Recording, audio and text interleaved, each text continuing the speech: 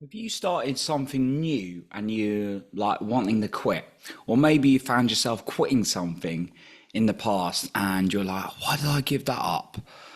Well, today I'm going to talk about why you might be quitting things as a man from my own personal experience and what you can do about it. And if you stay until the end, I have an extra point for you then.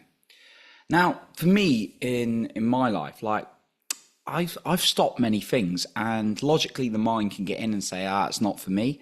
And I realised that just wasn't true. It comes out of excuses like, it's not the right time, I'm super busy, all these kind of things. And if you're really honest with yourself, you'll know if it's true or not. Now, sometimes you might be doing something and you're just like, this isn't for me, and you genuinely know in your heart and in your body that the thing's just not right, right? You don't enjoy it. And that's totally cool, that's fine. In which case, don't do something that makes you miserable, you don't need to do, or doesn't make you happy, right? I also believe, though, there are things for me personally when I've gone through my life that do genuinely make me happy or I enjoy to a point. And the point where I've stopped is when it's got maybe a little bit difficult. And I've kind of observed a lot of people doing this. Now, that self-talk can get in of like, you're not that great at this, let's stop, let's not look silly. And mentally, it can be quite challenging, right? Now, for me, it's been things like athletics. I used to do like sprinting a lot. And at the point, I was getting quite good. And then it got a bit challenging. I was like, right, I'm going to change sport.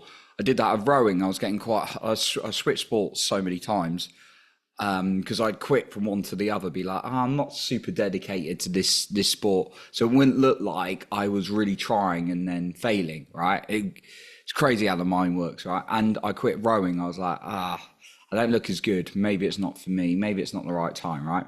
Football, many times I stopped and started in my 20s. And actually, very recently, I just won Player of the Season at 33. And I've won it a few times in my life, but there's been times when I've given up football because it was like, I don't feel as good. Maybe it's not for me, right? And what came down to was this realization why I would stop things that I actually quite enjoyed, but then my mind was coming and coming up with like excuses. And it's this, the fear that I wasn't enough. Maybe that rings true for you. This is something I've learned from a few of my mentors that we want to keep away from as much as possible. That actually, that fear of not being enough is terrifying as it comes down deeper to the fear of not being lovable, and therefore that's life or death for us. It's crazy how the survival mind works. And that's why I found myself stopping things actually I wanted to be good at or wanted to progress in, because that fear was there. Like, what if I tried, I don't look very good, or I fail, right? Then the fear of I'm not enough may actually come true, right? Which is not true because you're here on this planet, right? And it's very, very hard to sometimes believe that we're worthy of something because we're conditioned to compare ourselves to other people, especially with things like social media these days. And from a young age, we need that love and affection from other people to survive, right? So therefore, we do things to get their love, to get their attention, especially like guardians or parents. So I've learned that when I've stopped something, and I learned this in my psychology studies, I got a psychology degree as well, is like we will run away from like our fears. And sometimes unconsciously there's a fear of not being good enough if we do something and we find it a little bit of a challenge. Now, of course, there are things that sometimes we have to stick with and just use them in your life as examples when you've overcome something when it's been a challenge, right? This fear terrifies us. So I'm going to go through some steps in terms of actually how I've worked through this fear of not being enough and therefore not giving up on myself as easily when I've done this. And I want to ask you this. How does it help you when you give up on things that you want? Maybe that fear of not being enough is hiding around in the background. Well, the fear of regret will actually come true. I found when I've not done something when I wanted to do it. And that's a lot more fearful to me now than the fear of, failing or temporarily well, no, don't even want to call it failing, learning something or so-called rejection, right? And I realized about the fear of rejection is that I can only reject myself. at the end of the day. So go through this, right? The first thing, ask yourself, what do you want and why do you want it? What is it you want and why do you want it? And that way you can really line up actually what you want. So maybe you want to develop yourself in a musical instrument. This is not me. I'm very comfortable saying I have no musical skills, and that's totally cool. I've got a lot of other skills in things like running and football and podcasting, writing, all sorts of things, but music is not one of them. But maybe music's something for you. Maybe you're like, I want to get really good at that instrument. Well, why do you want to do it? Well, maybe music gives you a freedom, a sense of expression like nothing else does. And that's what you really want. So hold on to that, what you want, and maybe your target, and be specific on your target. Maybe it's to get to a certain grade in a musical instrument. Again, this shows my musical expertise. Maybe it's a sport though. Maybe you want to get some kind of you want to hit some kind of target. Maybe your targets are just to enjoy it, right? Or get like your definition of good at something, right? Maybe it's a sport. Maybe it's a social, like your social skills. Maybe it's a job. Maybe it's something in business, right? What do you want and why do you want it?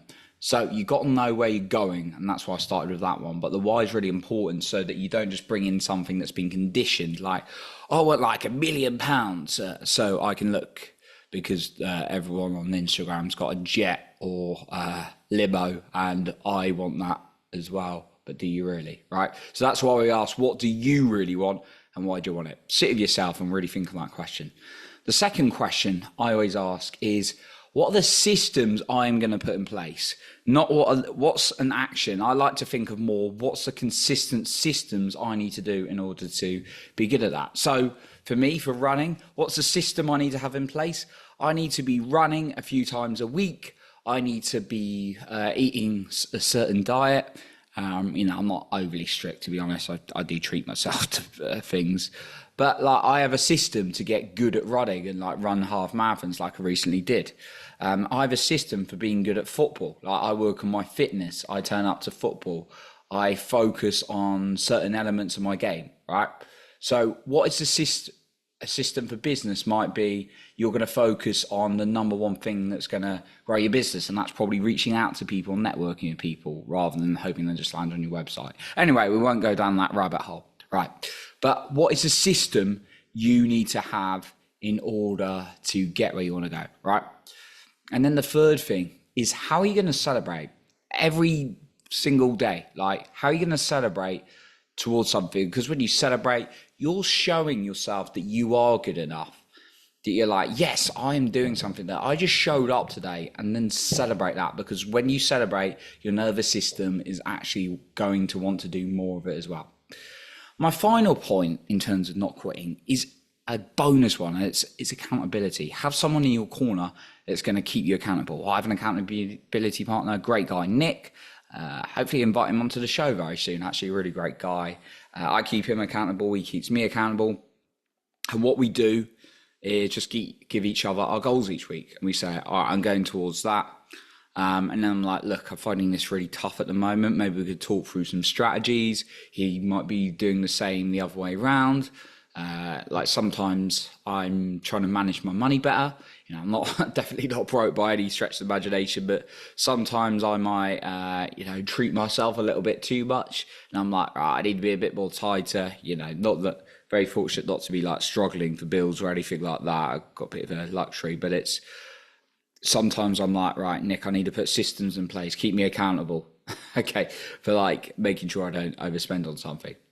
And he might be something about health, like keep me accountable for my exercise or my diet or whatever. Accountability is really, or vice versa. I sometimes ask him for that on exercise. So now, that's a really, really powerful point in terms of accountability, because you're not just putting it in your own head, you're actually declaring it to someone else. So that's what I got for you today. That's what I want to share with you about why we do quit.